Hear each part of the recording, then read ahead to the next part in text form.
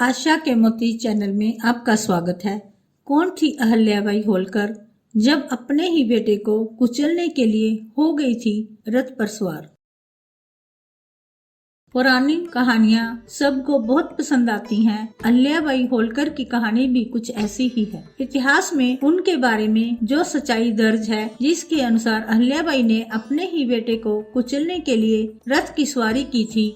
अहल्याबाई होलकर को न्याय की देवी कहा जाता था। एक बार की घटना का जिक्र उन्हें लेकर बहुत प्रचलित हुआ। इसके अनुसार अहल्याबाई के बेटे मालेराव एक बार अपने रथ से सवार होकर राजवाड़ा के पास से गुजर रहे थे। तभी रास्ते में एक गाय का छोटा सा बछड़ा खेल रहा था, लेकिन जैसे ही मालेराव का रथ वहाँ से गुजरा, वो बछड़ा कूदता फांदता रथ की चपेट में आकर बुरी तरह घायल हो गया। बस चंद मिनटों में तड़प तड़प कर मर गया। बताते हैं कि मालेराव ने इस घटना पर ध्यान नहीं दिया और अपने रथ समेत आगे बढ़ने लगे। वो गाय अपने बछड़े के पास पहुंची और बछड़े को मरा हुआ देखकर वही सड़क पर बैठ गई। तभी वहां से अहल्याबाई का रथ गुजरा। वो ये दृश्य देखकर वहीं ठिठक गई। आसपास के लोगों से पूछने लगी कि ये घटना कैसे हुई, किसने बछड़े के साथ ये किया। कोई भी उनके बेटे का नाम लेते हुए डर रहा था। किसी को भी ये हिम्मत नहीं पड़ रही थी कि वो मालेराव का नाम बताए। फिर किसी ने हिम्मत करके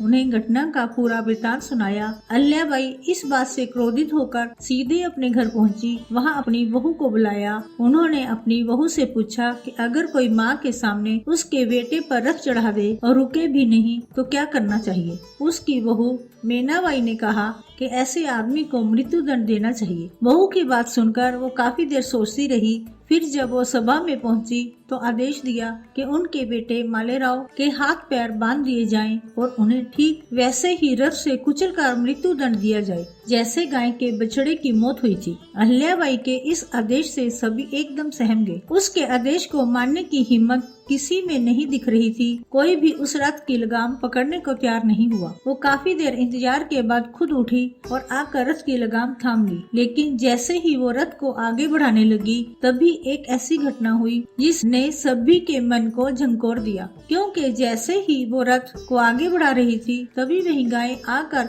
उनके रथ के सामने खड़ी हो गई। उन्होंने उस गाय को रास्ते से हटाने के लिए कहा, लेकिन वो बार बार आकर रथ के सामने खड़ी हो जाती। इस घटना से प्रभावित दरबारी और मंत्रियों ने कहा कि आप इस गाय का इशारा समझिए।